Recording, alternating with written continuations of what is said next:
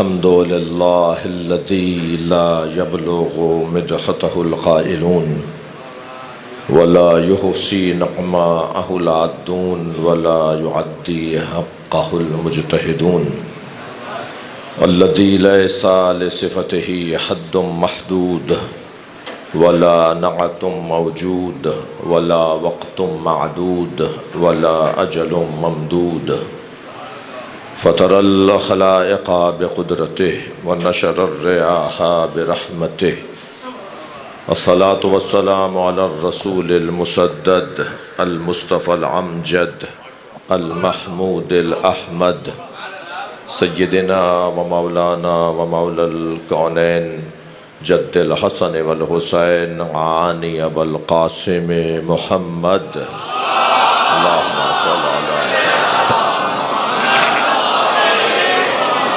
وآلہ الطیبین الطاہرین المعصومین الذین قال اللہ انما يريد اللہ لیذہب عنکم الرجس اہل البیت ویطہرکم تطہیرا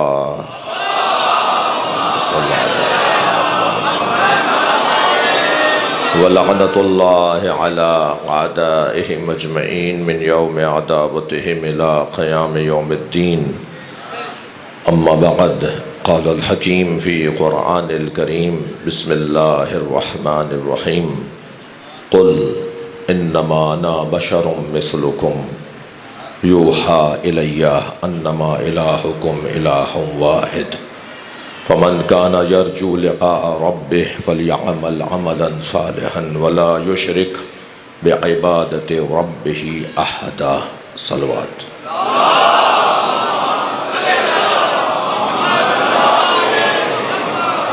التماس کر رہا ہوں سید یوسف علی شاہ مرحوم اور ان کے خاندان کے دیگر مرحومین، ڈاکٹر سید مظہر عباس مرحوم اور ان کے والدین، مستری محمد عبداللہ اور ان کے خاندان کے تمام مرحومین، شہید مرتضی حسین جعفری اور زوجہ محترمہ مظہر علی شبیر، غضنفر علی شبیر اور ان کے خانوادے کے دیگر اعزاء کے مرحومین، جناب زین شبیر صاحب کی والدہ، شہدائے مسجد زینبیہ، مرحومین ملت جعفریہ اسلامیہ سیالکوٹ کے تمام مرحومین، رحم اللہ من قرأ الفاتحہ۔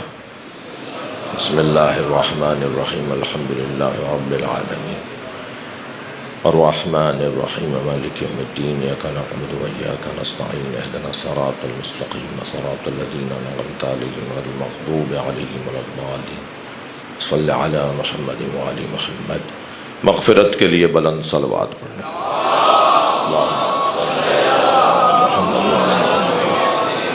اس سے بلند صلوات پڑھیں گے۔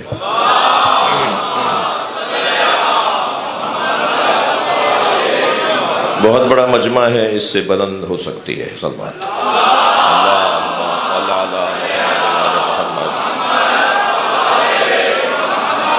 سورہ مبارکہ کہف کی 110ویں آیت۔ بہت سوچ رہا تھا کہ جس کی شان میں میلاد ہے اس کی شان میں تو پورا قرآن ہے، تو کون سی آیت کا انتخاب کیا جائے، کس آیت پر غور کیا جائے؟ اس لیے کہ پورا قرآن عاشق اور معشوق کی گفتگو ہے۔ البتہ یہ طے کرنا مشکل ہے کہ عاشق کون ہے۔ اللہ عاشق مصطفیٰ ہے یا مصطفیٰ عاشق الہی ہے؟ کبھی وہاں سے لہجہ عاشقانہ ہے، کبھی یہاں سے لہجہ عاشقانہ ہے۔ وہ جب اپنے آپ سے پیار کرتا ہے تو مصطفیٰ کو خلق کرتا ہے۔ اللہ جب اپنی ذات سے عشق کرتا ہے تو اپنی ذات کے عشق کے اظہار کو محمد کہتا ہے۔ جی، اس پوری کائنات میں خدا کے علاوہ، اللہ کے علاوہ اگر کوئی ہے تو وہ نبی کی ذات ہے۔ یعنی اس پوری کائنات میں لا یصدر من الواحد الا الواحد، واحد سے واحد کے علاوہ صادر نہیں ہوتا۔ اس پوری کائنات میں اللہ کے بعد اگر کوئی ہے اور بس وہی ہے تو وہ نبی کی ذات ہے۔ باقی جو کچھ ہے وہ ان کے طفیل میں ہے۔ اس پوری کائنات میں اللہ کے بعد نبی اور نبی کے بعد علی، اور وہ بھی جو نبی کے بعد علی ہے نا، وہ بھی نبی کے نور کا ٹکڑا ہے۔ ہاں، اللہ نے علیحدہ سے مولا علی کے نور کو خلق نہیں کیا، بلکہ نبی فرماتے ہیں انا وعلی من نور واحد، میں اور علی ایک نور کے دو حصے ہیں۔ اللہ نے نور مصطفیٰ کو بنایا اور پھر اس نور کا ٹکڑا کیا، اس ٹکڑے کا نام علی رکھ دیا۔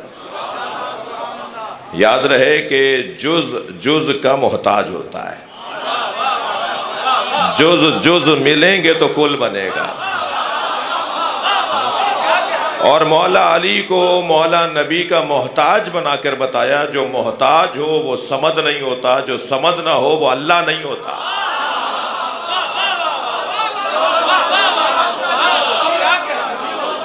یہ جب علیحدہ ہوتے ہیں تو اجزاء مصطفیٰ ہیں، یہ جب ایک جگہ ہو جاتے ہیں تو یہ اجزاء مل جائیں تو پھر کامل ہو جاتے ہیں۔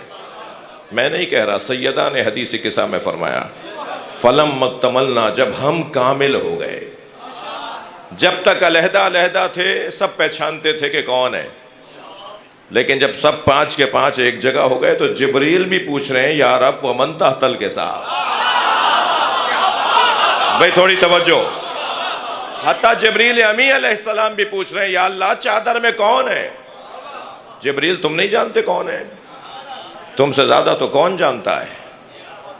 جی جھولا جھلاتے رہے ہو، چکی چلاتے رہے ہو، اور اگر جملہ کہہ دوں تو روٹیاں لے جاتے رہے ہو۔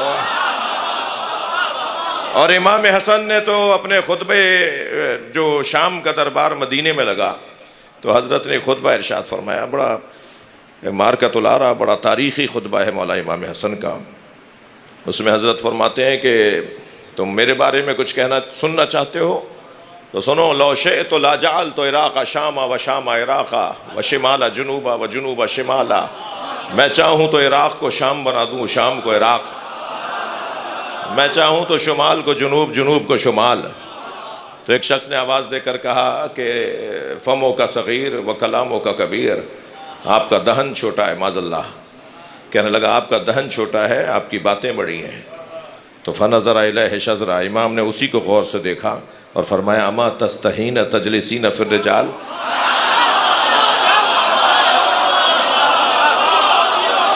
شرم نہیں آتی مردوں میں بیٹھی ہے؟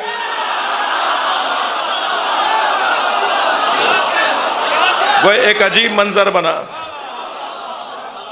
اور اس خطبے کے اختتام پہ حضرت نے فرمایا جلال کی کیفیت ہے سبط اکبر مصطفیٰ کی۔ نبی فخر سے کہتے ہیں میرا بڑا بیٹا حسن ہے۔ جی امام حسن کی پیشانی کا بوسہ دے کے کہتے فرماتے ہیں یہ میرا بڑا بیٹا ہے۔ جی پھر حضرت جلال میں آ کے فرماتے ہیں سنو، العرش و سریری، عرش میرے آرام کی جگہ ہے۔ عجیب لہجہ ہے، میں عربی پڑھ رہا ہوں، سرچ آپ کر لیجئے گا، اس کے 50 حوالے آپ گوگل پہ نکال لیں گے، مجھ سے عربی مانگیے۔ العرش و سریری، امام حسن فرماتے ہیں عرش میرے آرام کی جگہ ہے۔ وَأَحْمَدُ ضَمِيرِي، احمد میرا ضمیر ہے۔ وَعَلِيُّ امیری، علی میرا امیر ہے۔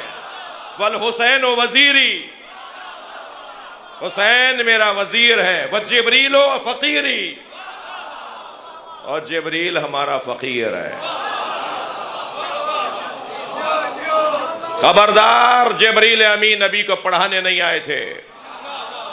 مسلمانوں، خاکوں کے خلاف ریلیاں نکالنے سے پہلے اپنا عقیدہ ٹھیک کرو۔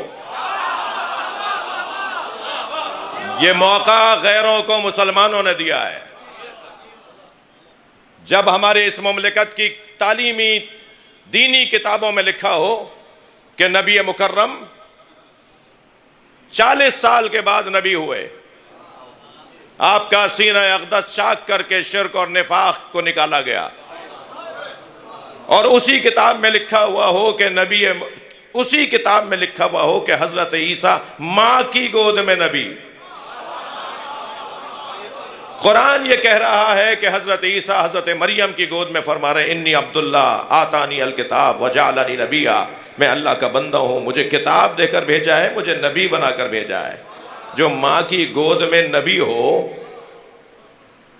وہ نبی مکرم کے آخری جانشین کے پیچھے نماز پڑھے گا، اور اگر امت کا ایک طبقہ یہ کہے کہ نبی 40 سال کے بعد نبی ہوئے تو پھر موقع مل رہا ہے نا بہت سارے اور لوگوں کو کچھ کہنے کا۔ خفا نہ ہو تو ایک جملہ کہوں، آپ سے اگر کوئی کہے نا کہ نبی 40 سال کے بعد نبی ہوئے تو کہہ دیجئے گا تمہیں آنے میں 40 سال دیر لگی ہے۔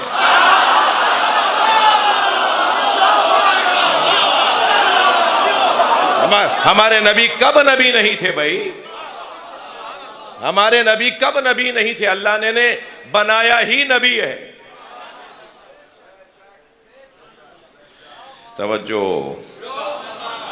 اور حدیث بھی پوری سنانے کی ضرورت ہے۔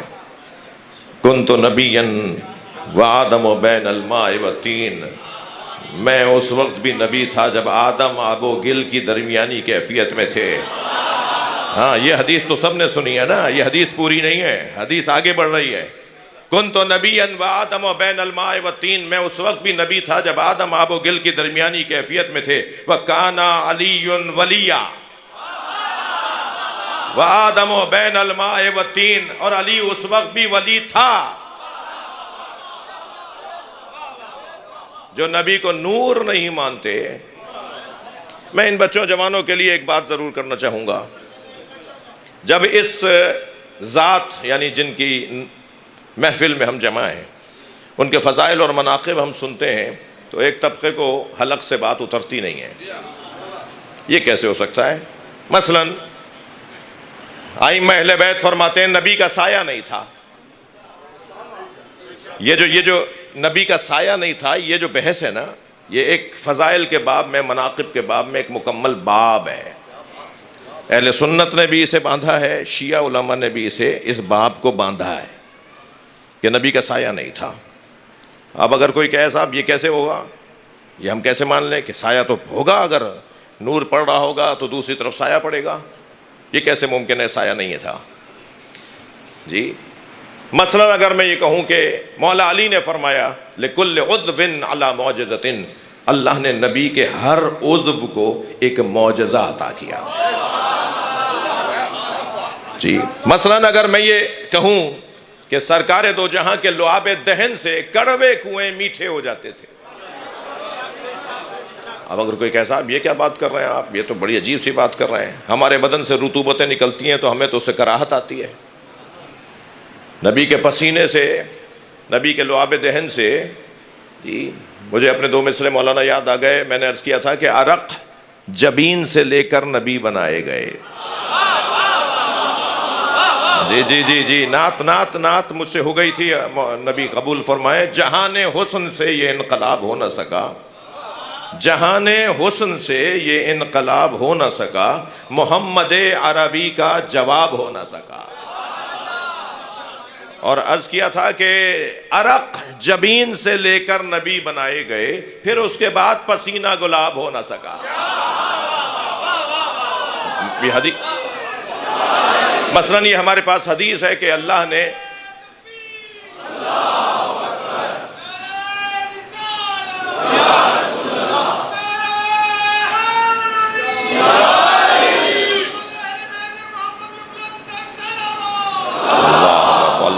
محمد وآل محمد۔ مثلاً اگر میں یہ واقعہ اور یہ بات اور یہ پہلو سرکار کی عظمت کی بیان کروں کہ نبی مکرم جب کسی سواری پر بیٹھ جاتے تھے تو لم یسن ولم یحرم، نہ وہ بوڑھی ہوتی تھی نہ بیمار۔ ہاں، سرکار خچر پر بیٹھے، سرکار گدھے پر بیٹھے، سرکار اونٹنی پر بیٹھے، سرکار اونٹ پر بیٹھے، سرکار گھوڑوں پر بیٹھے، تقریباً 17 سواریاں تھیں سرکار کے پاس۔ جس سواری پہ سرکار بیٹھے، سرکار کے بیٹھنے کی وجہ سے وہ سواری نہ بوڑھی ہوتی تھی نہ بیمار۔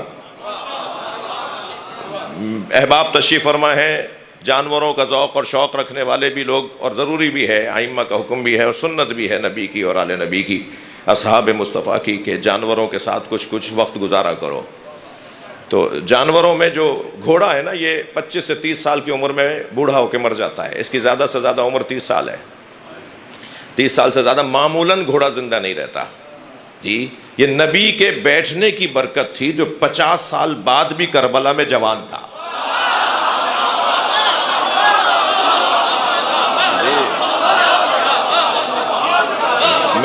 میں اس وقت مجلس تو پڑھنے نہیں آیا، جو مصائب پڑھوں گا، لیکن ایک بات کی طرف اشارہ کروں کہ کربلا کے واقعے میں جب امام حسین گھوڑے سے زمین پر آ گئے تو پسر سعد نے آواز لگا کے کہا خبردار کوئی ذوالجنہ کو تیر نہ مارے، میں نے بچپن میں خود دیکھا ہے نبی اس پہ بیٹھتے تھے، اس کو تبرک کے طور پر لے کر آؤ۔ یہ پھر غائب ہو جاتے تھے، ناپید ہو جاتے تھے جو نبی کی سواریاں تھیں، لیکن بوڑھے نہیں ہوتی تھی، یہ بیمار بھی نہیں ہوتی تھی۔ لہذا روایت میں ہے کہ جب حضرت ظہور فرمائیں گے تو جس گھوڑے پر بیٹھ کر آئیں گے وہ ذوالجنہ ہوگا، امام حسین کا گھوڑا ہوگا، گویا نبی کی سواری ہوگی۔ مثلاً ایک لمبی فہرست میں بیان کرتا چلا جاؤں کہ سرکار دو جہاں کہ جو ہماری انگلی کٹے تو خون نکلتا ہے نا، تجربہ نہیں کیجیے گا، ایسا ہی ہے، تو نبی کے انگوٹھے سے دودھ نکلتا تھا۔ اب یہ ساری روایتیں ہیں جو کتابوں میں لکھی ہیں، میں پہلے ایک فہرست بیان کر رہا ہوں۔ ایک قدم کے فاصلے پر تھیں جناب زہرا، اور امام حسین نے بھوک کی وجہ سے ایک آواز بلند کی تھی رونے کی۔ نبی مکرم نے اتنا انتظار نہیں کیا کہ حسین دوسری آواز بھی بلند کرے اور جناب زہرا آ جائیں، نبی نے اپنا انگوٹھا امام حسین کے منہ میں دے دیا، اور سرکار دو جہاں کے انگوٹھے سے دودھ نکل رہا تھا اور امام حسین ہمک کے پی رہے تھے۔ نبی نے آپ کے سر پہ ہاتھ رکھ کے فرمایا حسین آرام سے پیو، یہ اللہ نے تمہارے لیے بنایا ہے۔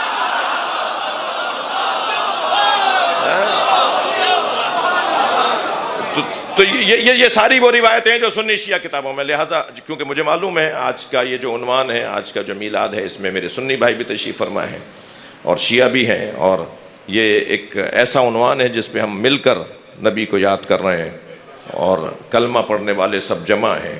یہ کتنا حسین منظر ہے جی، یہ بہت خوبصورت منظر ہے کہ ہم کسی کے نام پہ تو بیٹھ سکتے ہیں نا، تو ہم جس کے نام پر بیٹھ سکتے ہیں اس کا نام زیادہ لینے کی ضرورت ہے، جس کے نام پر ہم سب جمع ہو سکتے ہیں۔ یہ ساری روایتیں جو میں بیان کر رہا ہوں یہ سنی شیعہ دونوں کتابوں میں ہیں۔ مثلاً سرکار دو جہاں جب کسی کلما مشا ما عہد ان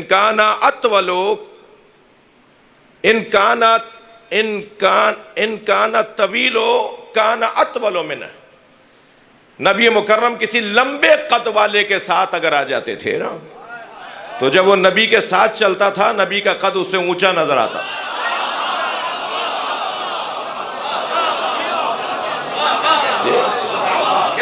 یہ وہ ساری روایات، مثلا میں نے ابھی عرض کیا آپ سے کہ نبی کا سایہ نہیں تھا۔ یہ ایک سنی عالم دین فرماتے ہیں کہ ان النبی ظل اللہ، نبی اللہ کا سایہ تھے، وَإِنَّ ظِلَّ لَا ظِلَّ لَهُ، اور سائے کا سایہ نہیں ہوتا۔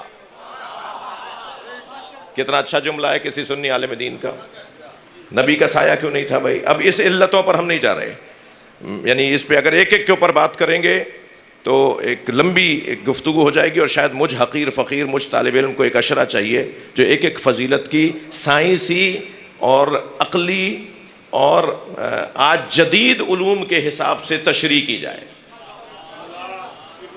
جدید جنہیں اپنے جسم کا نہیں سایہ، جی جنہیں اپنے جسم کا نہیں سایہ، وہ سایہ ہے علی ولی اللہ۔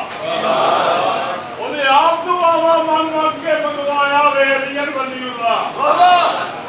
کشتی نو دی تھوڑی جنی علی ساتھیاں نو حوصلہ عزت دا، اے یو ڈونٹ وری، میں پھٹیاں تے رہوایا وے علی ولی اللہ۔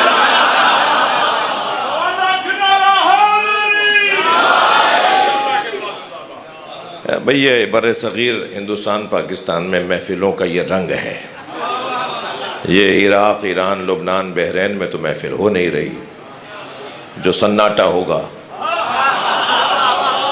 یہاں تو سبحان اللہ کی بھی آواز آئے گی اور نعروں کی گونج بھی ہوگی۔ تو یہ وقت میرے پاس تنگ ہے، لہٰذا اور مگر آپ کی محبتوں میں تو کمی نہیں ہے، اسی لیے معمولاً مجھ پر ایک اعتراض ہوتا ہے، صاحب 1.5 پونے 2 گھنٹے کا خطاب کرتے ہیں، تو میں جو کیلکولیٹر لیے بیٹھے ہوتے ہیں نا ان کے لیے 1.5 گھنٹے کا خطاب کرتا ہوں کہ صاحب آدھا گھنٹہ تو نعروں میں چلا گیا، تو پھر انہوں نے پڑھا کیا ہوگا، تو بھائی آپ آدھا گھنٹہ کم کر دو، 1 گھنٹے کا خطاب تو تھا۔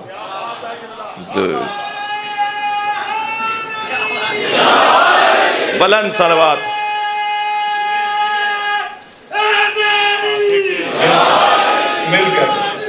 مل کر ایک بار نعرہ تکبیر، جیسے خالق کا نام بلند ہے، نعرہ تکبیر، نعرہ رسالت، بازو بلند کر کے نعرہ حیدری، حیدری۔ بھائی نبی کا سایہ نہیں تھا، میرا دل کہہ رہا ہے ایک جملہ ہدیہ کرنے کو، سرکار کا سایہ نہیں تھا، کیوں نہیں تھا؟ سایہ جو ہوتا ہے نا کبھی آگے نکل جاتا ہے، کبھی پیچھے رہ جاتا ہے، جو آگے نکل جائے اسے غالی کہتے ہیں، جو پیچھے رہ جائے اسے مقصر کہتے ہیں۔ اس گھرانے کو نہ غالی چاہیے نہ مقصر چاہیے، اس گھرانے کو شیعہ چاہیے۔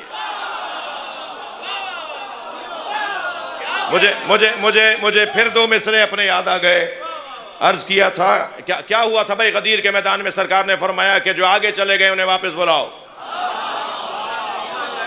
جو پیچھے رہ گئے ان کا انتظار کرو۔ میں تو سوچتا ہوں یہ کون تھے جو نبی سے آگے چلے گئے تھے؟ تو دو مصرے ضرور سنوں گا، ضرور سناؤں گا۔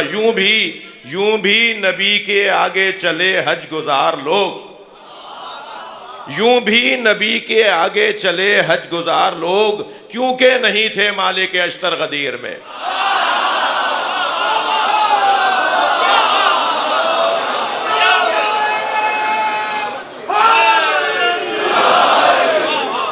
میں یہ لسٹ اس لیے جلدی عرض کر رہا تھا، ورنہ ایک نقطے پہ رکنے کا دل کر رہا ہے۔ سرکار کی سواریوں کے معجزے اگر میں آپ کو سناؤں گا نا، تو میں نے کہہ دیا ابھی آپ سے کہ سرکار کی صرف سواریوں کے معجزے اگر سنائے جائیں تو اس کے لیے ہی مجھ طالب علم کو بہت وقت چاہیے۔ کبھی غور فرمایا کہ نبی مکرم جب مدینہ منورہ میں داخل ہوئے تو ہر شخص چاہتا تھا نا کہ سرکار اس کے گھر میں قیام کریں، ہر چاہنے والا یہی چاہے گا نا کہ نبی اس کے گھر میں قیام فرمائے۔ سرکار نے فرمایا میری اونٹنی جس کے دروازے پہ گھٹنے ٹیکے گی،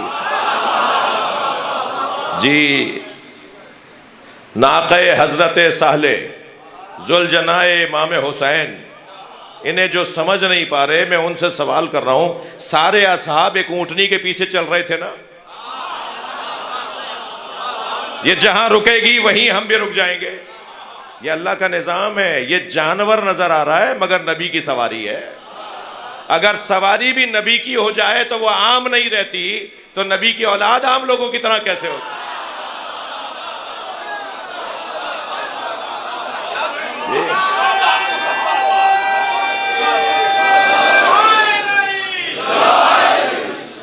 اب وہ بڑا حسین منظر تھا کہ جب خیبر کے موقع پہ، معاف کیجئے گا، خیبر کے موقع پر مال غنیمت میں جانور بھی لائے گئے تو سارے جانوروں کو باندھ کر کھڑا کر دیا گیا تھا، تو حضرت نے دیکھا کہ ایک گدھا ہے جو رسی چھڑوانا چاہتا ہے، بار بار اپنی رسی کھینچ رہا ہے، تو آپ نے ایک صحابی محترم سے فرمایا کہ اس کی رسی چھوڑ دو۔ جب اس کی رسی چھوڑی گئی تو وہ دوڑتا ہوا آیا اور نبی کے پیروں کا اس نے بوسہ دیا اور نبی سے اس نے کچھ کہا، تو سرکار نے اپنے اصحاب سے فرمایا کہ یہ مجھ سے یہ کہہ رہا ہے کہ ہمارے آباء و اجداد کی پشت پر کسی نہ کسی نبی یا وصی نبی نے سواری کی ہے، بہت مدت گزر گئی کہ ہماری پشت پر کسی نبی یا وصی نبی نے سواری نہیں کی، کچھ دیر کے لیے یا آپ بیٹھ جائیے یا علی سے کہیے بیٹھ جائے۔ اللہ اکبر۔ تو مولا نبی نے کچھ دیر کے لیے سواری فرمائی اور اس کے بعد فرمایا کہ آج کے بعد یہ گدھا جو ہے یہ مجھ سے منسوب ہے، لہٰذا یہ میرا ہے، اور آپ نے فرمایا اس کا نام میں لکھتا ہوں، اور نام رکھا حضرت نے یافور، یا عین فے واو رے، یافور۔ نبی کے بیٹھنے کی برکت سے وہ اتنا ذہین ہو گیا تھا کہ سرکار اس پر کوئی سامان رکھ کر فرماتے تھے نا کہ فلاں صحابی کو دے آؤ، یہ اسی کو دے کر آتا تھا۔ فرماتے تھے نا فلاں کو بلا کر لے آؤ، تو یہ اسی کے دروازے پہ جا کے آواز لگاتا تھا۔ بھئی ناراض نہ ہوئیے گا، ایک جملہ مجھ سے لے لیجئے، جو نبی کی بات کو سمجھے میں اسے گدھا کیسے کہوں؟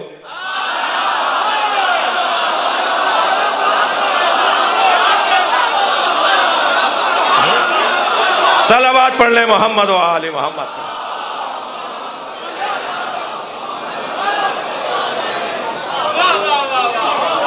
نبی کی بات سمجھنے والوں میں آج ایک اور اضافہ ہونے جا رہا ہے۔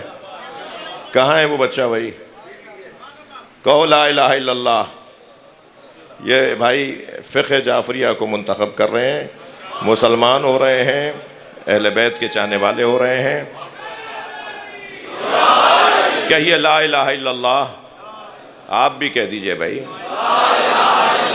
محمد الرسول اللہ علی ولی اللہ ووصی رسول اللہ وخلیفتہ بلا فاصلہ۔ اللہ کی وحدانیت کا اقرار کرتا ہوں، انبیاء کرام پر ایمان رکھتا ہوں، تمام آسمانی کتابوں پر عقیدہ رکھتا ہوں، آخری نبی حضرت محمد مصطفیٰ صلی اللہ علیہ وآلہ وسلم کو مانتا ہوں۔ آپ کے بعد کوئی نبی آنے والا نہیں، آپ خاتم الانبیاء ہیں۔ آپ کے بعد میرا پہلا امام مولا علی علیہ السلام ہے، دوسرے امام امام حسن مجتبی علیہ السلام، تیسرے امام امام حسین علیہ السلام، چوتھے امام امام زین العابدین علیہ السلام، پانچویں امام امام محمد باقر علیہ السلام، چھٹے امام امام جعفر صادق علیہ السلام، ساتویں امام امام موسیٰ کاظم علیہ السلام، آٹھویں امام امام علی رضا علیہ السلام، نویں امام امام محمد تقی علیہ السلام، دسویں امام امام علی نقی علیہ السلام، گیارہویں امام امام حسن عسکری علیہ السلام، بارہویں امام امام مہدی عجل اللہ تعالی فرجہ الشریف ہیں۔ میں ایک مسلمان، ایک اچھا شیعہ، ایک اچھا پاکستانی، ایک اچھا پڑوسی، ایک اچھا دوست، ایک اچھا رشتہ دار بن کے رہوں گا۔ کسی سے نفرت نہیں کروں گا، سنیوں سے پیار کروں گا، سنیوں سے لڑائی جھگڑے میں کسی طور بھی اپنا حصہ نہیں ڈالوں گا۔ بولیے بولیے، میں اچھا پاکستانی بن کے رہوں گا، کسی کو تکلیف نہیں دوں گا۔ میرے امام غیبت میں ہیں، میں ان کا انتظار کروں گا۔ ان ایام غیبت میں دین سمجھنے کا ذریعہ فقہاء امامیہ علماء کرام کو مانتا ہوں۔ اللہ ان کی اس آمد کو اپنی بارگاہ میں قبول فرمائے۔ آپ سب کے لیے اور اس جوان کی توفیقات میں اضافے کے لیے بلند صلوات پڑھیں۔ بھئی یہ بلند صلوات نہیں تھی،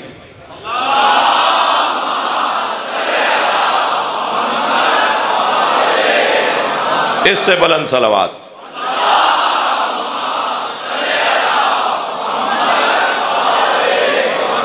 اس سے بھی بلند پڑھ سکتے ہیں آپ۔ اللہم صلی علی محمد و آل محمد۔ میں مولانا ایک بحث کو مرتب کرنے کی کوشش کر رہا ہوں کہ یہ جتنے بھی کمالات، یہ جو فضائل ہیں نا سرکار کے، حضرت ابو ذر غفاری کے گھر تشریف لے گئے، حضرت ابو ذر دور سے پانی بھر کے لائے، سرکار نے فرمایا تمہارے گھر میں کنواں نہیں ہے؟ کہا یا رسول اللہ کنواں ہے مگر کڑوا ہے، کہ اس کا پانی کھارا ہے۔ حضرت نے فرمایا مجھے دکھاؤ کہاں ہے۔ سرکار اس کی منڈیر پہ بیٹھ گئے، اپنے دونوں پیر کنویں میں ڈال دیے، کنویں کا پانی نبی کے پیروں کا بوسہ دینے کے لیے اوپر آ گیا، اور سرکار کے پیروں سے مس ہو کر اتنا میٹھا ہو گیا کہ شہد کی شیرینی بھی کیا ہو۔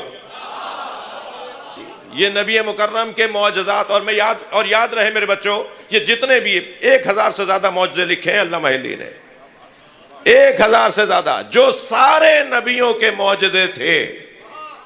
جملہ ہدیہ کر رہا ہوں، شاید میری اب تک کی محنت کا سب سے وزنی جملہ ہوگا جو کہنے جا رہا ہوں۔ جو سارے نبیوں کے معجزے تھے وہ ہمارے نبی کے مشغلے تھے، ہمارے نبی کے یہ معجزے نہیں تھے۔ ہاں بھائی، اگر علمی انداز سے بولیے بھائی، جو سارے نبیوں کے معجزے تھے وہ ہمارے نبی کے مشغلے تھے۔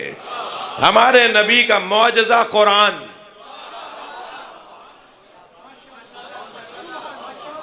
سرکار کی عظمت اور فضائل بیان کرنے اور آپ سننے کے لیے آئے۔ ہر نبی کا معجزہ فیل عصائے حضرت موسیٰ آج اگر کسی میوزیم میں مل جائے تو آپ مار کے دکھائیے ذرا، دریائے سندھ پر، جی کراچی کے سمندر پر کوئی رستہ نہیں بنے گا۔ وقت کا محتاج، فعل وقت کا محتاج ہوتا ہے، وقت گزرا فعل بھی ختم ہو۔ ہر نبی کا معجزہ فعل جو وقت کے ساتھ ختم ہو گیا، مگر ہمارے نبی کا معجزہ فعل نہیں ہے، علم ہے۔ ہاں، علم تو پھیلانے سے بڑھتا ہے، ختم نہیں ہوتا۔ کبھی کبھی ان بچوں کو کالج یونیورسٹیز کے اندر تعلیمی اداروں میں ان کے ذہن میں اسرائیلیات کو ڈالا جاتا ہے، اور یہ بچہ پریشان ہو کر علماء کرام مل جائیں تو غنیمت، نہیں ملے تو اپنے طور پہ کوئی فیصلہ کر لیتا ہے۔ میں کہتا ہوں آپ 5-6 موٹی موٹی دلیلوں کو اپنے ذہن میں بٹھا لیں، پھر جب بھی کبھی آپ کے ذہن میں کوئی ایسی بات ڈالی جائے جو اسلام کے خلاف ہو، دین کے خلاف ہو، تو ان 5-6 باتوں میں سے کسی ایک کو اس کے سامنے رکھ دیں۔ وہ جواب دے دے تو گویا وہ جیتا، اور جواب نہ دے پائے تو مطمئن گھر لوٹ آیا کرو۔ ان 5-6 باتوں میں 2 باتیں بتا دوں، میرا مضمون کیونکہ اس سے ہٹ جانے کا خوف ہے مجھے، تو 2 باتیں صرف بتا رہا ہوں۔ ایک تو آپ جب بھی آپ سے کوئی اسلام کے خلاف، دین کے خلاف، نبی مکرم کے بارے میں، اللہ کے بارے میں کوئی شک و شبہ کی بات کرے تو اس کے سامنے کہہ دیا کرو کہ قرآن نے 1400 سال پہلے کہا ہے کہ اگر تم سچے ہو تو قرآن کے 114 سوروں میں سے کسی ایک سورے جیسا سورہ لے آؤ۔ بھائی 40 کے قریب عرب ممالک ہیں دنیا میں، یہ جو قرآن عربی میں آیا ہے تو 40 ان ممالک میں تو عربی ادیب ہوں گے نا، پھر ہمارے ملکوں میں بھی ہیں عربی ادیب، بڑے بڑے ادیب ہیں بھائی، بڑے بڑے دانشور ہیں عربی ادب کے۔ یہ دنیا میں کروڑوں کی تعداد میں عربی جاننے والے، بولنے والے، اور ان میں لاکھوں کی تعداد میں ادیب ہیں۔ 114 سورے ہیں قرآن کے، کوئی ایک سورہ اس کے ٹکر کا لے آؤ۔ کیوں خواہ اتنے بجٹ پاس کرتے ہو؟ کیوں خواہ اتنے کوششیں کرتے ہو؟ کیوں خواہ اتنی سازشیں کرتے ہو؟ بڑے ٹھنڈے کمرے میں بیٹھ کر کوئی ایک سورہ بنا لو تو اسلام لپٹ جائے گا، تم جیت جاؤ گے۔ اسلام ہارے گا، تم کامیاب ہو جاؤ گے۔ یہ تو 1400 سال پہلے سے اللہ کا دعویٰ ہے نا، قرآن کا دعویٰ ہے جی۔ اگر تم سچے ہو فاتوا بسورۃ من مثلہ، تو اس قرآن جیسے سوروں میں سے، قرآن کے سوروں میں سے کوئی ایک سورہ لکھ کر لے آؤ۔ یہ تو 1400 سال سے قرآن کہہ رہا ہے نا، مگر نہیں لے کر آئے۔ پروفیسر گنگوی ہندوستان علی گڑھ یونیورسٹی میں عربی ادب کیا لیکچر لے رہے تھے، لیکچر دے رہے تھے، کلاس لے رہے تھے، تو ایک مرتبہ ایک طالب علم نے کھڑے ہو کر کہا کہ استاد، قرآن کا 1400 سال پرانا دعویٰ ہے کہ قرآن کے سوروں جیسا کوئی ایک سورہ لے آؤ تو تم جیتے ہم ہارے، تو ہم سب مل کر، پوری دنیا کے ادیب مل کر یہ کام کیوں نہیں کر لیتے؟ مسلمان ایک لمحے میں ختم ہو جائیں گے، ان کا دعویٰ جھوٹا ہو جائے گا۔ تو کہنے لگے خبردار بیٹا، آئندہ یہ باتیں مت سوچنا، یہ 1400 سال سے بڑی کوششیں ہوئی ہیں، کوئی کچھ نہیں کر پایا، اور خبردار خواہ اپنا وقت ضائع مت کرو۔ قرآن کا ایک چھوٹا بھائی ہے جسے نہج البلاغہ کہتے ہیں،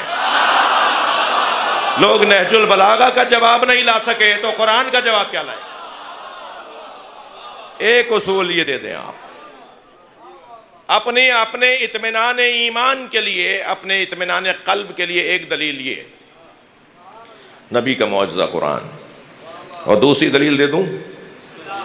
دوسری دلیل یہ ہے، تشریف لائیے، دوسری دلیل یہ ہے، ایک موٹی دلیل وہ یہ کہ ہر جگہ ایک ہی آواز، ہر جگہ ایک ہی پکار، میرٹ پہ تقرریاں ہونی چاہیے، میرٹ پہ تبادلے ہونے چاہیے، میرٹ پہ پارٹی ٹکٹس ملنے چاہیے، میرٹ پہ داخلے ہونے چاہیے۔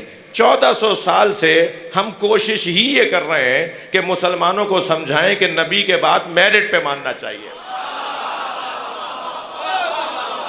جو سب سے بڑا عالم ہے اسے سب سے پہلے مانو، جو سب سے بڑا شجاع ہے اسے سب سے پہلے مانو۔ یہ عجیب بات نہیں ہے۔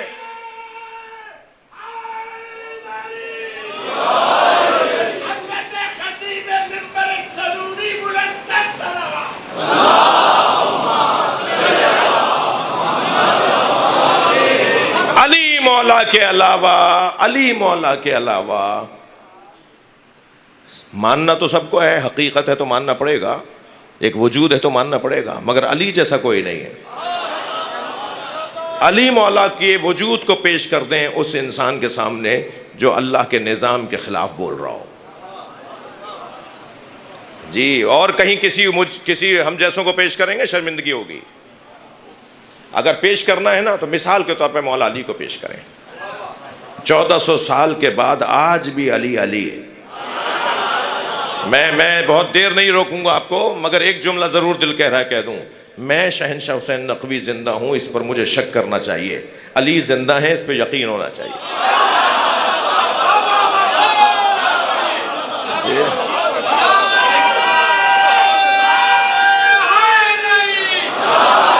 میرا مضمون آپ کے ہاتھ میں آ گیا کہ نبی کے جتنے یہ فضائل ہیں نا، یہ بعض لوگوں کے حلق سے نہیں اترتے۔ اس کا سبب کیا ہے؟ اس کا سبب یہ ہے کہ جب یہ کمالات وہ دیکھتا ہے نا تو اپنے ساتھ مقایسہ کرتا ہے، ہمارے اندر تو یہ نہیں ہے، تو پھر یہ کیسے ہو سکتا ہے؟ کیونکہ ان کے یہاں یہ نہیں ہو سکتا، تو کہتے ہیں یہ کیسے ہو سکتا ہے؟ جی یہ کیسے ہو سکتا ہے؟ دیکھیے، ان ہستیوں کے دو جنبے ہیں، دو پہلو ہیں، دو دید ہیں، دو ان کی کیفیتیں ہیں۔ ایک نوری پہلو ہے، ایک بشری پہلو ہے۔ صرف بشری پہلو سے دیکھیں گے تو یہ باتیں حلق سے نہیں اتریں گی، صرف نوری پہلو سے دیکھیں گے تو پھر قربانی کربلا سمجھ میں نہیں آئے گی کہ امام کو آنسو بھی آ رہے تھے، امام کے بدن مبارک سے خون بھی نکل رہا تھا، حضرت کے وجود مبارک پہ گھوڑے بھی دوڑا دیے تھے، امام کے گلے پہ خنجر بھی چل گیا تھا۔ نبی فرماتے ہیں ما اوذی نبی قط کما اوذیت، کسی نبی کو اتنی اذیتوں کا سامنا کرنا نہیں پڑا جتنی اذیتیں مجھ اکیلے مصطفیٰ نے اٹھائی ہیں۔ یہ سمجھ میں نہیں آئے گا اگر نبی مکرم کے بشری پہلو کو نہیں مانیں گے۔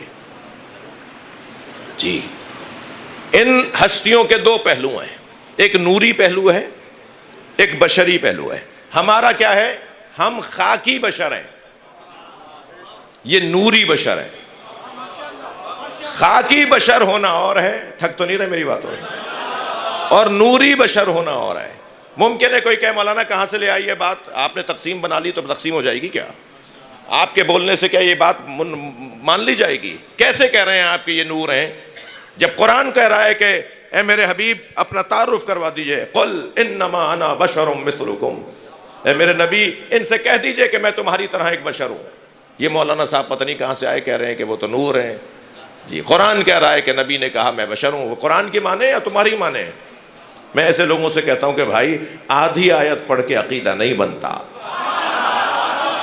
ایک آیت پڑھ کر عقیدہ نہیں بنتا۔ جب تم قرآن میں یہ آیت پیش کرتے ہو ایاک نعبد و ایاک نستعین، ہم تیری ہی عبادت کرتے ہیں اور تجھ ہی سے مدد مانگتے ہیں، تو بعد والی آیت بھی تو سنایا کرو، اہدنا الصراط المستقیم، ہمیں سیدھے رستے پہ قائم رکھ۔ جو اللہ سے مدد مانگ رہا ہے وہ مدد ہی یہ مانگ رہا ہے کہ ہمیں علی دکھا۔ صراط الذین انعمت علیہم، ان کا رستہ جن پر تو نے اپنی نعمتیں نازل کی۔ مدد تو اس بات کے لیے مانگی جا رہی ہے کہ ہمیں اہل بیت سے آشنا کر دے. ہم اس گھرانے سے جڑ رہے ہیں اللہ کی مدد سے. بات پوری کرو نا. قل انما انا بشر مثلکم، میں تمہاری طرح کا ایک بشر ہوں. پوری آیت پڑھو نا. یوحا الیہ، مجھ پر مسلسل وحی نازل ہوتی ہے. تمہاری طرح بشر ہیں تو تم پہ وحی آتی ہے. اگر تم پہ فرشتہ آ گیا نا تو بتانے کو زندہ ہی نہیں رہو گے کہ کیسا تھا. بڑی عنایت. وہی سیال کوٹ ہے، یہ مجلسی علاقہ ہے. اشاروں میں بات جا رہی ہے. ایک صلوات پڑھیں نبی کی ذات پر.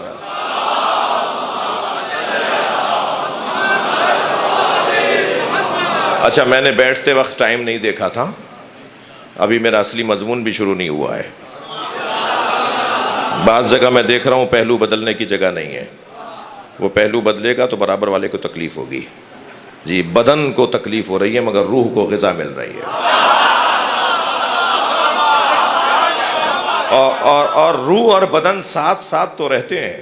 میرے بھائی زین شبیر کی والدہ کی برسی بھی ہے، تو ایک جملہ میں مرحومین کے لیے اور مرنے کے حوالے سے کہہ دوں کہ یہ ہمارا بدن، یہ ہماری روح ساتھ ساتھ ضرور رہتے ہیں مگر ان دونوں میں دوستی نہیں ہے. ہاں، روح اور بدن ساتھ رہتے ہیں مگر دونوں میں دوستی نہیں ہے. ایک کی غذا کچھ اور، دوسری کی غذا کچھ اور. ایک کی موت کچھ اور، دوسرے کی موت کچھ اور. ایک کا رستہ کوئی اور، دوسرے کا رستہ کوئی اور. روح بلندیوں کی طرف جانا چاہتی ہے، بدن پستیوں کی طرف لے جانا چاہتا ہے. دونوں میں کھچاؤ ہے بھائی، تناؤ ہے. ایک دوسرے کو کھینچ رہے ہیں ایک دوسرے کی طرف. روح چاہتی ہے کہ بدن اس کی طرف آ جائے، بدن چاہتا ہے کہ روح اس کی طرف آ جائے. اب یہ دونوں ایک دوسرے سے، وہ رسہ کشی دیکھیے نا، وہ رسہ کھینچنے والا مقابلہ. ایک رسہ کشی تو سیاسی اصطلاح ہے، میں وہ والی رسہ کشی نہیں کر رہا. لیکن ایک کھیل ہوتا ہے، گیم ہے کہ وہ دونوں طرف سے رسہ پکڑ کے کھینچ رہے ہوتے ہیں. اب جس میں طاقت ہوگی اپنی طرف کھینچ لے گا. تو روح کھینچتی ہے بدن کو اپنی طرف اور بدن کھینچتا ہے روح کو اپنی طرف. اب جو طاقتور ہوگا نا وہ دوسرے کو اپنی طرف کھینچ لے گا. تو بتائیے کسے طاقتور بنانا ہے؟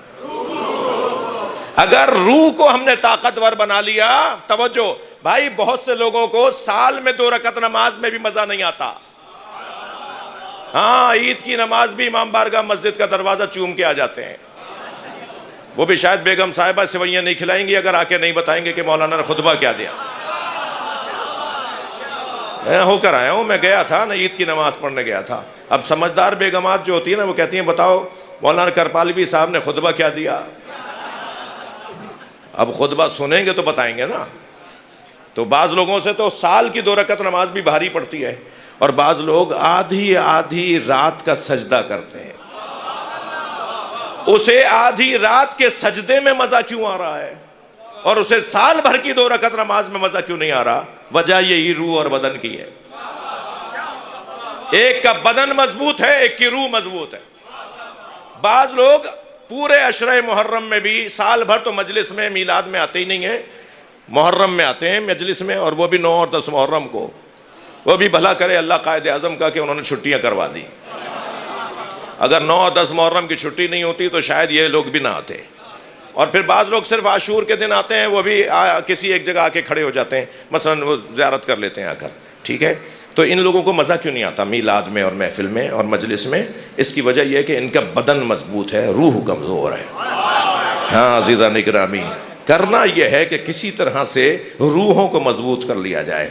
اب آپ ذرا غور فرمائیں، اللہ نے نبی کے بدن سے ہماری روحوں کو بنایا ہے.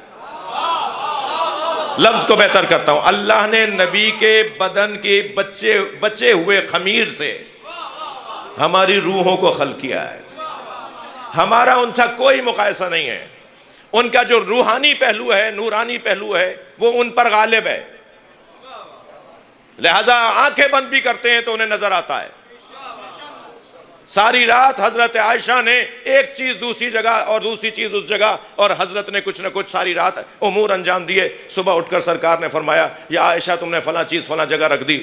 تو حضرت عائشہ نے فرمایا یا رسول اللہ آپ تو سو رہے تھے. فرمایا ہمارے سونے سے اپنے سونے کو مت ملانا.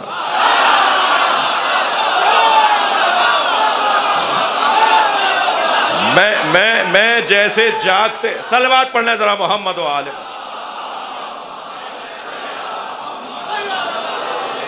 میں جیسے جاگتے میں دیکھتا ہوں ایسے ہی سوتے میں دیکھتا ہوں. تو ان کا جو روحانی اور نورانی جنبہ اور پہلو ہے وہ غالب ہے. ممکن ہے کوئی کہے مولانا یہ کیسے نور ہیں؟ بہت سی آیات اور بہت مفصل بحث ہو سکتی ہے، مگر میں ایک آیت آپ کو ہدیہ کر رہا ہوں. سورہ مبارکہ اعراف کی 157ویں آیت کا آخری حصہ. فالذین آمنوا بہ، نبی سے جڑے ہوئے لوگوں کی اللہ تعریف کر رہا ہے، نبی سے وابستگان کو اللہ یاد کر رہا ہے. فالذین آمنوا بہ، پس وہ لوگ جو میرے نبی پر ایمان لائے. تھکے ہوئے تو نہیں ہیں آپ؟ پس وہ لوگ جو میرے نبی پر ایمان لائے. فالذین آمنوا بہ وعذروہ، جنہوں نے میرے نبی کی تعظیم کی. ونصروہ، جنہوں نے میرے نبی کی مدد کی. واتبعوا نور الذی انزل معہ، اور وہ لوگ کہ جو اس نور کی اتباع کرتے ہیں جو نبی کے ساتھ نازل ہوا ہے. ہاں، قرآن نبی کے ساتھ نازل نہیں ہوا. توجہ چاہوں گا. قرآن نبی کے ساتھ نازل نہیں ہوا. قرآن نبی کے، یہ قرآن مراد نہیں ہے، اس نور کی اتباع جو نبی کے ساتھ نازل ہوا ہے. کوئی ایک نور ہے جس کی اتباع کرنی ہے. اہل علم بیٹھے ہیں، میں اس وقت پرواز کر رہا ہوں مجلس کے اندر، صاحبان علم تشریف فرمائیں. اطاعت اور اتباع میں فرق ہے. اطاعت قول میں بھی ہے، فعل میں بھی ہے، مگر اتباع صرف فعل میں ہے. کوئی ایک ایسا نور تلاش کرو جو عمل کر کے دکھاتا ہے. تم ایک نبی کو نور نہیں مان رہے تھے، ہم 14 کو نور مانتے ہیں، اور نبی بدرجہ اولیٰ نور ہیں. ان کا نورانی پہلو جب تک نہیں مانیں گے، مثلا امام حسن فرما رہے ہیں، امام حسین کی شان بیان کرتے ہوئے فرماتے ہیں ان اخل حسین قد عالمنا علما، میرا بھائی حسین ہم سب سے بڑا عالم ہے. اسقلنا حلما، حلم و بردباری میں ہم سب سے زیادہ سنگین ہیں. وَأَقْرَبُنَا مِن رسول اللہ رحمہ، اور رسول اللہ کی نسبت ہم سب سے زیادہ قربت رکھتا ہے. لیکن جس جملے کی خاطر میں نے 3 اور فضیلتیں سنائی، اس میں امام حسن فرماتے ہیں امام حسین کے بارے میں، کانا یقرأ الوحی قبل ان ینطق، حسین نے قرآن نازل ہونے سے پہلے قرآن پڑھ لیا تھا. کیسے سمجھیں گے اسے؟ اس بات کو کیسے سمجھیں گے؟ کانا یقرأ الوحی قبل ان ینطق، حسین نے قرآن نازل ہونے سے پہلے قرآن پڑھ لیا تھا. کیسے سمجھیں گے اسے؟ یہ حدیث ہے نا، آیت پڑھ دوں. الرحمن علم القرآن خلق الانسان، رحمان وہ ہے جس نے قرآن پڑھایا اور انسان کو خلق کیا. یہ کون سا انسان ہے جو خلق ہونے سے پہلے قرآن پڑھ چکا تھا؟ جی حضرت عیسیٰ ماں کی گود میں تو کہیں میں نبی ہوں، اور مولا علی نبی کی گود میں آ کے فرمائے میں تورات سناؤں، انجیل سناؤں، زبور سناؤں، قرآن سناؤں، تو حلق سے نہیں اتر رہا. بھائی یہ نوری پہلو ہے ان کا. خبردار، اتنا بڑا مجمع یہاں بیٹھا ہے، ان میں کوئی نبی رسول امام تو نہیں ہے نا؟ بولو بھائی. جو اتنا بڑا مجمع یہاں بیٹھا ہے، جو ایک جیسے ہیں وہ ایک جیسے نہیں ہیں. اللہ نے کسی کا بھی تو کسی جیسا نہیں بنایا. ہر شخص مختلف خلق کیا اللہ نے، ہر شخص مختلف خلق کیا ہے. جو ایک جیسے ہیں وہ ایک جیسے نہیں ہیں. جنہیں بنانے کے بعد وہ اپنے آپ کو مبارکباد دیتا ہو. تبارک اللہ احسن الخالقین، مبارک ہو تو بہترین مخلوق کا خالق ہو گیا. جنہیں بنانے کے بعد وہ غرور کرتا ہو. میرے بچوں جوانوں، خبردار، حدیث مبارکہ میں ہے کسی کی تعظیم پیسے کی بنیاد پہ مت کرنا. میں ان جوانوں سے بات کر رہا ہوں. کسی کا احترام اس کے پیسے کی بنیاد پہ مت کرنا. سب کا احترام ہونا چاہیے، لیکن پیسے کی بنیاد پر کسی کا احترام کرنے سے معصوم ارشاد فرماتے ہیں، توجہ چاہوں گا، جو کسی کا احترام کسی کے پیسے کی بنیاد پہ کرتا ہو، معصوم فرماتے ہیں اس کے اندر منافقت ایجاد ہو جاتی ہے. میں مومنوں سے بات کر رہا ہوں، منافقوں کا مجمع نہیں ہے. ٹھیک ہے؟ پیسے کی بنیاد پر، توجہ، پیسے کی بنیاد پر احترام نہیں ہونا ہے. کس بنیاد پر احترام ہونا ہے؟ کس بنیاد پر؟ تقوی کی بنیاد پر، خوف خدا کی بنیاد پر. اگر کسی کو آپ کو بڑا ماننا ہے تو اس بنیاد پر بڑا ماننا ہے، اللہ نے کسی کو کسی جیسا نہیں رکھا، وہ چاہتا ہی نہیں ہے کہ متکبروں سے تمہارا کوئی تعلق بنے، اسے سب سے زیادہ نفرت ہے متکبروں سے۔ ہاں میرے بچوں، کسی کا کالر ادھر ہوا ہو، پائچہ پھٹا ہوا ہو، بٹن ٹوٹے ہوئے ہوں، چپل دو طرح کی ہوں، انہیں ذلیل مت سمجھنا۔ کیا معلوم جو مہنگی گاڑی سے اترا ہو وہ علاقے کا یزید ہو، اور کیا معلوم جو سائیکل پر آیا ہو وہ اللہ کا ولی ہو۔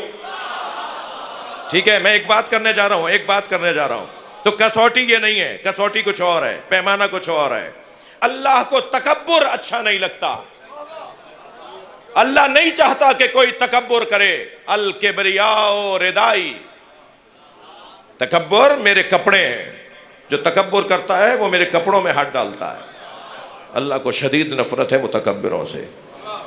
لہذا کبھی اگر آپ دیکھیں نا کہ کسی کا یہ حلیہ ہو تو یہ ضروری نہیں ہے کہ وہ ذلیل ہو۔ ویسے فقیر مجھے مل نہیں رہے ہیں، آپ کو ملیں تو ملوائیے گا۔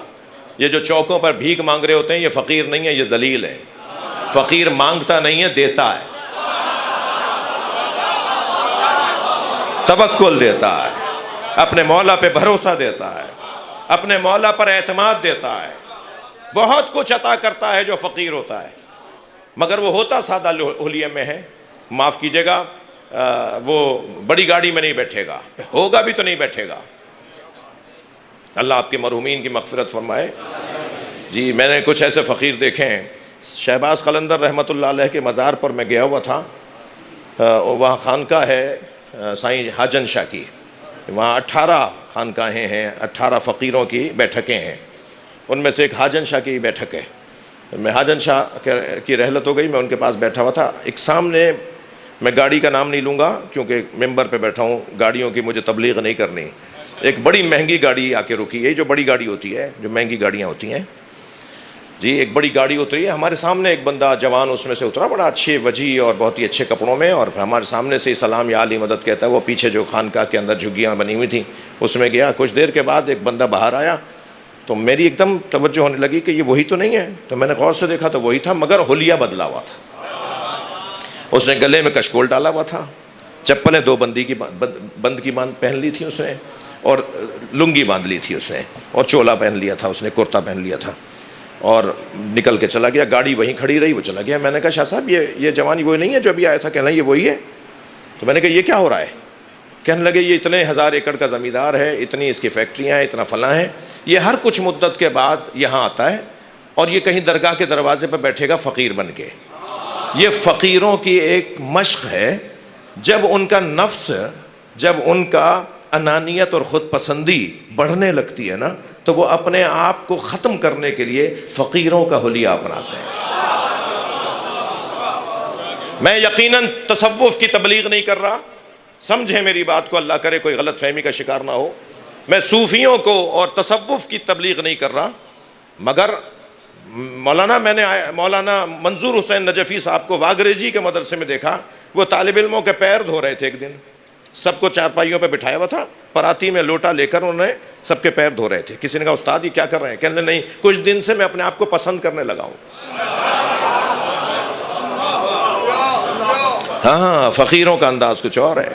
ایسا ہی ایک فقیر بازار سے گزر رہا تھا، ایک دودھ والے نے آواز لگائی دودھ پیو گے؟ پہلے تو اس کی دکان کو اچھی طرح دیکھا، یہ ہر ایک کا کھاتے نہیں ہے۔ ہاں یہ جو لوگ ہوتے ہیں نا ہر ایک کا نہیں کھاتے، ان کو دیکھ کر پہچان لیتے ہیں حرام کا یا حلال کا ہے۔ ہاں ان کی نگاہیں کچھ اور ہوتی ہیں۔ تو پہلے تو اس کی دکان کو اچھی طرح دیکھا، پھر کہنے لگا کہ پلا دو۔ اس نے کٹورا بھر کے دودھ کا دیا، تو دودھ پی کر بس کٹورا دے کے چلا ہی تھا کہ رستے میں کیچڑ تھی، تو اس کا پیر کیچڑ میں چلا گیا فقیر کا۔ تو چھینٹیں جو اڑیں تو دیوار کے کنارے پہ 2 آشنا کھڑے باتیں کر رہے تھے، لڑکا لڑکی 2 آشنا کھڑے ہوئے باتیں کر رہے تھے۔ تو لڑکی کے اوپر جا کے وہ چھینٹیں لگیں، گندی چھینٹیں لڑکی پہ جا کے لگیں۔ تو لڑکی کو تو کچھ نہیں ہوا، لڑکے کو غصہ چڑھا، وہ قریب آیا، 2 تھپڑ مارے، 2 لاتیں ماری، مکے مارنا شروع کر دیے۔ تمہیں نظر نہیں آتا، دیکھ کے نہیں چلتے ہو؟ تو آسمان کو دیکھ کر کہنے لگا یا اللہ تو بھی تو ہے، کبھی دودھ پلواتا ہے کبھی تھپڑ لگواتا ہے۔ جیسے یہ جملہ کہا نا تو وہ لڑکی گری، تڑپی، مر گئی۔ لوگ جمع ہونا شروع ہو گئے، کہنے لگے بھائی یہ تو اللہ کا ولی ہے، اس نے بد دعا کی، عورت مر گئی. کہنا نہیں نہیں نہیں نہیں، میں نے کسی کو نہیں مارا، دو یاروں کا مسئلہ ہے، ایک نے مجھے مارا ایک نے اسے مارا. ان کی یاری اللہ سے ہوتی ہے. بھائی صلوات پڑھ لیں محمد و آل محمد. جی ان کی یاری اللہ سے ہوتی ہے. مولا علی کے لیے مولا نبی فرماتے ہیں یا علی زینک اللہ بالزہد فی الدنیا وحب المساکین. یا علی اللہ نے تمہیں دو چیزوں سے سجا کر بھیجا ہے، تم دنیا میں زاہد ہو اور فقیروں سے پیار کرتے ہو. ہر کچھ مدت بعد سنت اہل بیت بتا رہا ہوں میں آپ کو، سیرت اہل بیت بتا رہا ہوں، ہر کچھ مدت کے بعد ائمہ اہل بیت فقیروں کے ساتھ بیٹھ کے کھانا کھاتے تھے. ایسے دسترخوان پہ ایسی جگہ جا کے بیٹھتے تھے جہاں فقیر بیٹھے ہوتے تھے. اور امام مولا علی اپنی روٹی جو رومال میں بندھی ہوتی تھی اسے کھولتے. ایک دن ایک فقیر نے دیکھا، ایک گرہ کھولی، دوسری کھولی، تیسری کھولی، تو اس کو خیال آیا کہ بڑی کوئی اچھی چیز باندھی ہوئی ہوگی جو اتنی گرہیں لگائی ہوئی ہیں. تو جب وہ ساری گرہیں کھل گئیں تو سوکھی روٹی جو کی. اس نے کہا یا علی آپ نے تو اس کو اتنا باندھا ہوا تھا، لگ رہا تھا اس میں سے پتہ نہیں کیا نکلے گا. تو حضرت نے فرمایا میں گرہیں زیادہ اس لیے لگاتا ہوں کہ حسنین اس پہ روغن نہ لگا دیں. جی میں ہرگز یہ نہیں کہہ رہا کہ اللہ کی نعمتوں سے ہاتھ اٹھا لیں، لیکن میں کچھ اور کہنے جا رہا ہوں.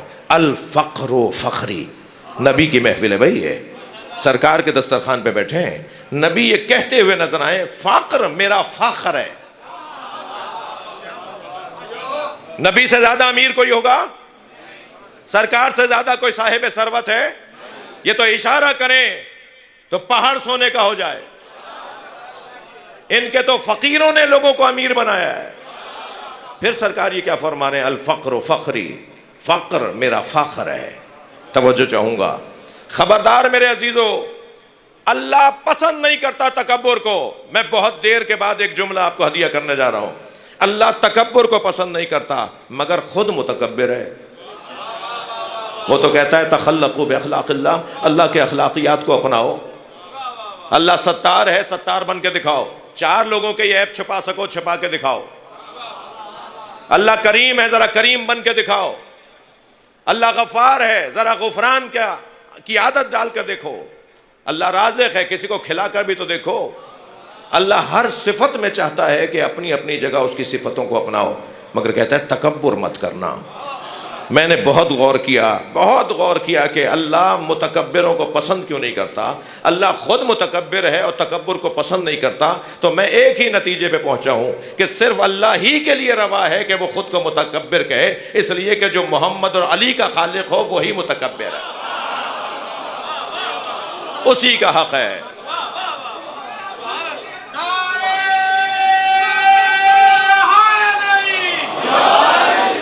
توجہ کر لیا آپ نے؟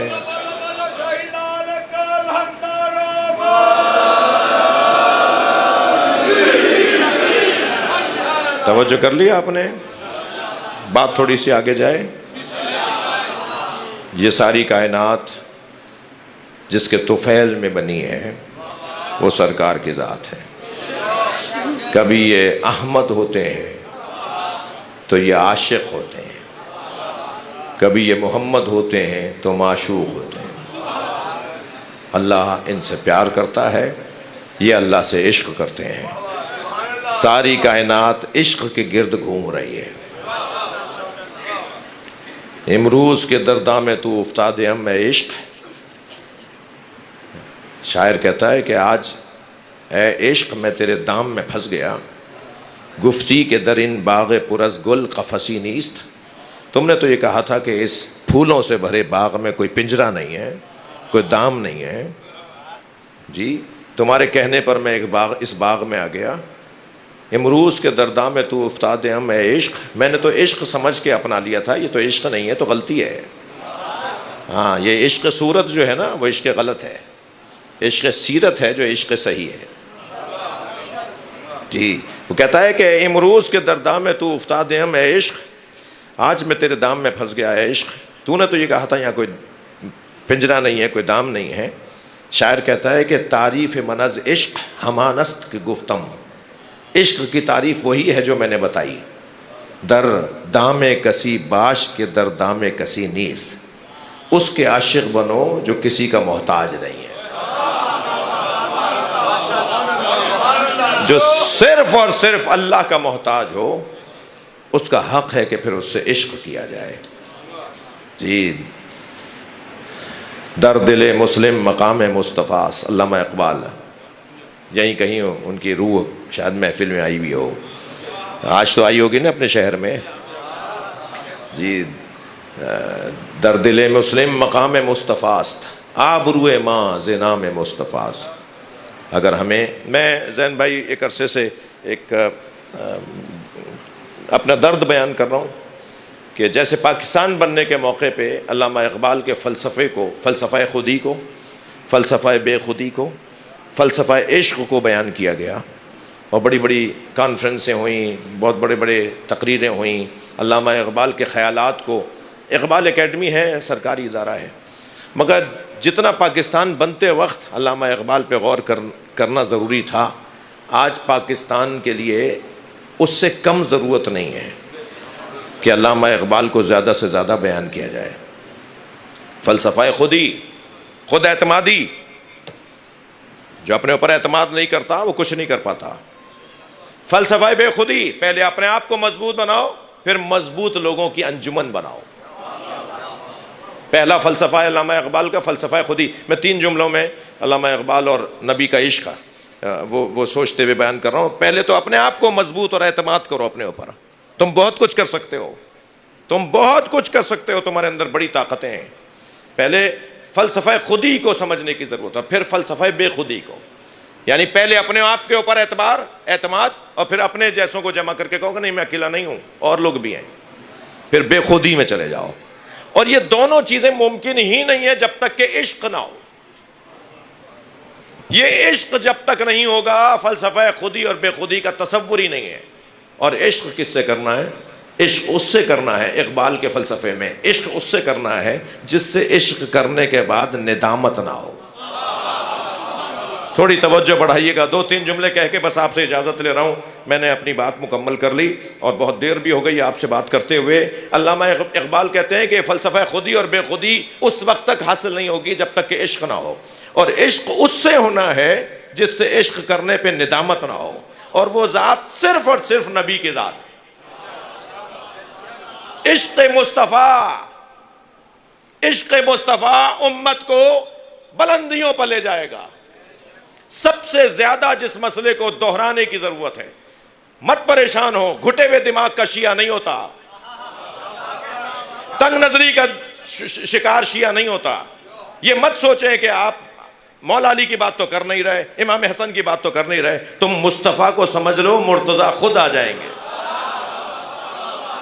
ہمیں نبی کا عشق حاصل ہو جائے، خود بخود اہل بیت کا عشق حاصل ہو جائے گا، اس لیے کہ وہ تو ان کے اجزاء ہیں، نبی تو ان کے بغیر کامل نہیں ہوتے۔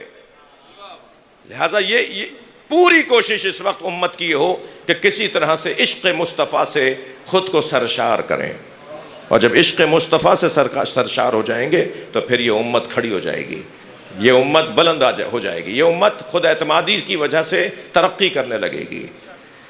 نبی کی سیرت یہ ہے کہ دوسروں کی پریشانیوں میں پریشان ہوتے ہیں، لا تعلق رہنے والا کلمہ گو نہیں ہو سکتا۔ یہ لفظ ہماری لغت کا نہیں ہے، غیر جانبدار ہیں وہ صاحب، بہت اچھے ہیں، غیر جانبدار ہیں۔ غیر جانبدار مذمت ہے، تعریف نہیں ہے۔ اچھا آدمی غیر جانبدار نہیں ہوتا، اچھا آدمی جانبدار حق ہوتا ہے، صحیح اور سچ کا ساتھ دیتا ہے اچھا آدمی۔ اچھا آدمی یہ کہہ کر نہیں بیٹھتا بھائی وہ صاحب تو بہت اچھے ہیں، نہ کسی کی برائی میں نہ کسی کی اچھائی میں۔ یہ تعریف کر رہے ہو یا مذمت؟ نہ یہ کسی کی اچھائی میں نہ کسی کی برائی میں ہے۔ بری باتوں کو برا مانے، اچھی باتوں کو اچھا جانے، وہ ہے عشق مصطفیٰ سے سرشار۔ یہ کیسے ممکن ہے کہ میرے پڑوس میں، میرے اطراف میں، میرے نزدیک میں کچھ مسئلے ہوں اور مجھے پتہ بھی نہ ہو؟ یہ نبی کی سیرت پر عمل کرنے والوں کا کام نہیں ہے۔ یہ سارا مجمع میلاد منانے آیا ہے مگر سیرت مصطفیٰ کا شوقین ہے۔ ہم مسلمانوں میں بعض دوستوں کی طرح نہیں سوچتے کہ ہم میلاد والے ہیں، سیرت والے نہیں ہیں. وہ کہہ رہے ہیں ہم سیرت والے ہیں، میلاد والے نہیں ہیں. نہیں، یہ مجمع میلاد والا بھی ہے، سیرت والا بھی ہے. یہ تقسیم نہیں کریں نبی مکرم کے بارے میں کہ نہیں ہمارا کام تو زلفوں کی بات کرنا ہے، ہمارا کام تو سرمے کی بات کرنا ہے. ہم تو نبی کے نالینوں پر غور کریں گے، ہم تو نبی کے منہ مبارک پہ غور کریں گے. ہم نبی کی سیرت پر ہمارا کیا حق بنتا ہے؟ ہم کون ہوتے ہیں جو نبی کی سیرت پہ عمل کر سیرت پر غور کریں؟ یہ تقسیم اچھی تقسیم نہیں ہے. نہ وہ صحیح صرف یہ بات کرنے والے اور صرف وہ بات کرنے والے نہ وہ صحیح. جو لوگ نبی کے ایک ایک انگ اور ایک ایک ادا کے اوپر قربان ہیں، اللہ ان کو اس کا اجر عطا فرمائے. مگر ان کا حال بڑا عجیب ہے. وہ رات کی تاریکی میں نبی کے ہاتھ سے گرتی ہوئی سوئی تو دیکھ لیتے ہیں، مگر غدیر کی دھوپ میں نبی کے ہاتھوں پہ علی نظر نہیں آتا.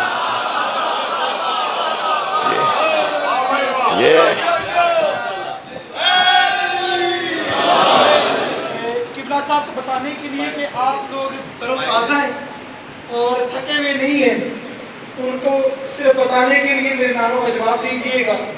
دم دم کے اندر، دم دم کے اندر، بادل کی گرج میں، بجلی کی چمک میں، ماشاءاللہ سورج کی کرنیں، ماشاءاللہ، چڑیوں کی چہک میں، جب جائیں گے ہم بھی جنت کے اندر، تب ملے گا ہم کو پینے کو پانی.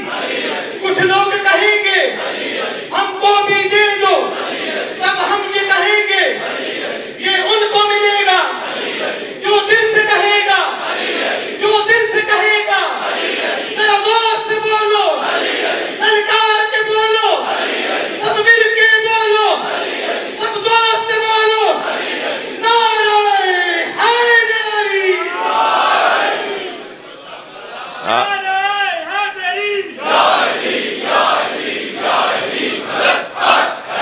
جشن ہے اور جشن میں شعر نہ پڑھا جائے تو بات پوری نہیں ہوتی.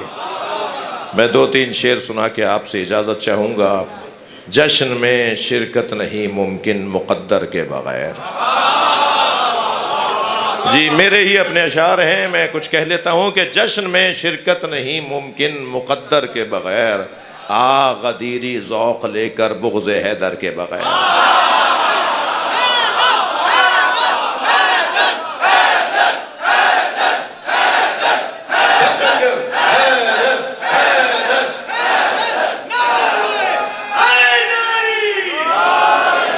ایسے نہیں، سب مل کر نعرہ تکبیر. اللہ اکبر. جیسے خالق کا نام بلند ہے، نعرہ تکبیر. اللہ سیدی مرسلی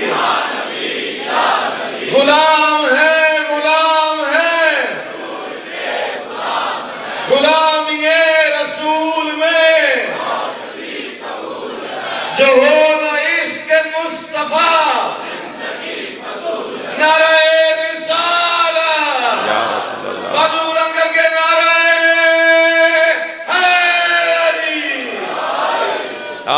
غدیری ذوق لے کر بغض حیدر کے بغیر. اور شیخ جی ہم سے نہ ہوگی دشمن حیدر کی بات. تھک گئے آپ میری باتوں سے. شیخ جی ہم سے نہ ہوگی دشمن حیدر کی بات. آئے ہو دنیا میں کیا تم کاسے سر کے بغیر. آئے ہو دنیا میں کیا تم کاسے سر کے بغیر. اور کبھی کبھی عجیب و غریب ہمارے ملک میں مسئلے ہوتے رہتے ہیں، تو مجھے وہ ذہن میں تھے تو میں نے 2 مصرے کہہ دیے کہ معرکہ بدر و احد کا سوچ کر تازہ کرو. ہاں جو مسلمانوں کے مخالف ہیں، جو مسلمانوں کو لڑواتے ہیں، ان کے لیے کہہ رہا ہوں، معرکہ بدر و احد کا سوچ کر تازہ کرو. ذکر حیدر آج بھی لڑتا ہے لشکر کے بغیر. یا اللہ ہمارے بولنے بیٹھنے کو عبادت شمار فرما. نبی مکرم کی فضائل اور آپ کے کمالات کو سننے اور اس سے ذہن اور دل کو تازہ کرنے کی توفیق عطا فرما. پروردگارہ حضرت کی سیرت پہ عمل کی توفیق عطا فرما. امت مسلمہ کے معاملات میں بہتری عطا فرما. پاکستان کے معاملات میں بہتری عطا فرما. ترقی عطا فرما. سرحدی حفاظت فرما، داخلی معاملات میں بہتری عطا فرما، امام زمانہ کے ظہور میں تعجیل فرما، تعجیل فرما، تعجیل فرما، دعاؤں کی قبولیت کے لیے بلند تر صلوات۔ میں التماس کروں گا تمام مومنین سے کہ اپنی اپنی جگہ پر تشریف رکھیں۔ برائے قبلہ بھی یہیں پہ آپ سے التماس ہے کہ بیٹھ جائیں۔ آپ تمام مومنین سے التماس ہے کہ یہیں پہ بیٹھ جائیں۔ قبلہ بھی یہیں موجود ہے، کچھ شیلڈ ڈسٹریبیوٹ کر لی۔ میں علی عمران صاحب سے اور زین بھائی سے التماس کروں گا کہ آپ سٹیج پہ تشریف لیں۔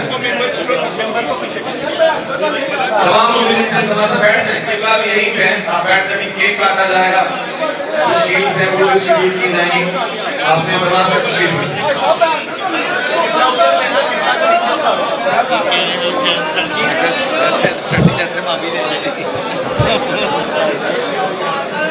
قبلہ ابھی یہیں موجود ہیں، آپ سے التماس ہے بیٹھ جائیں، تشریف رکھیے۔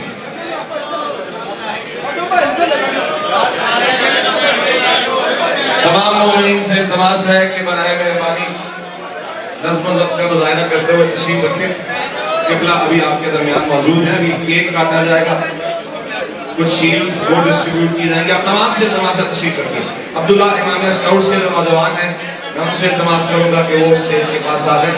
چیئرمین زین شبیر صاحب، وائس چیئرمین علی عمران شبیر صاحب، ناصر جعفری صاحب سے التماس کروں گا کہ آپ اسٹیج پہ آ جائیں۔ تمام مومنین نظر اللہ بیٹھ جائیں، بیٹھ جائیں سب مل کر بلند تر صلوات۔ نعرہ تکبیر، جیسے خالق کا نام بلند ہے، نعرہ تکبیر، نعرہ رسالت، نعرہ حیدری، حیدری۔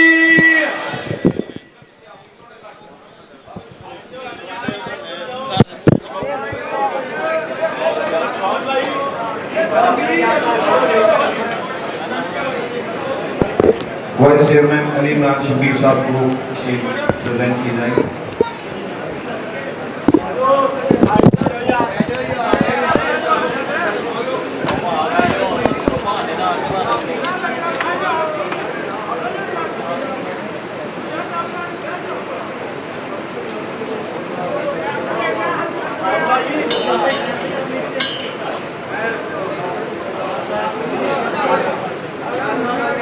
ناصر عباس جعفری صاحب،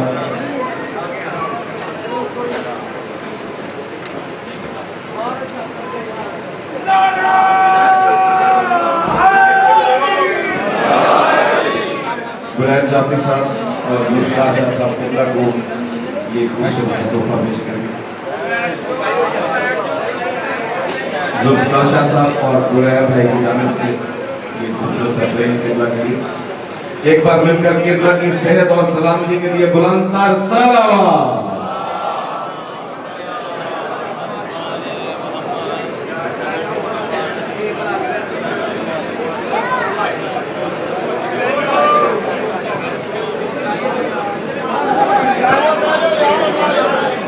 مومنین بیٹھیں، یہاں پہ بھی انار چل رہے ہیں، آپ لوگوں کے لیے تھوڑا مسئلہ ہو جائے گا، بیٹھ جائیں، تھوڑا سا پیچھے ہو جائے۔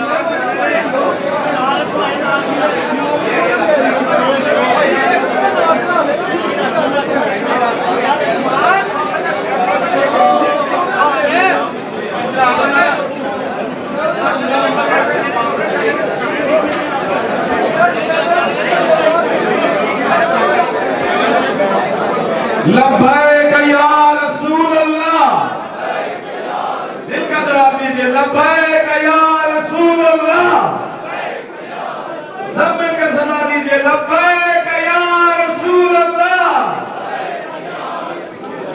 سیدی مرشدی، سیدی مرشدی، غلام ہے، غلام ہے، غلامی رسول میں، سب مل کر سنا دیجئے، نعرہ تکبیر، نعرہ رسالت۔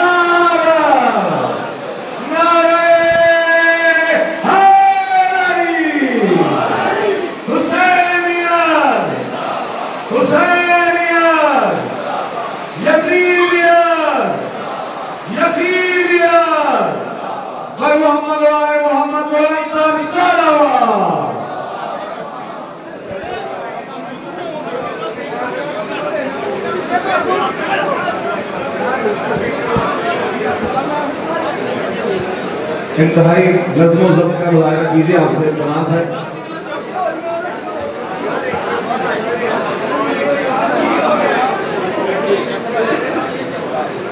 راستہ بنائیے قبلہ کے لیے اور بڑے نظم و ضبط کا مظاہرہ کرتے ہوئے قبلہ کو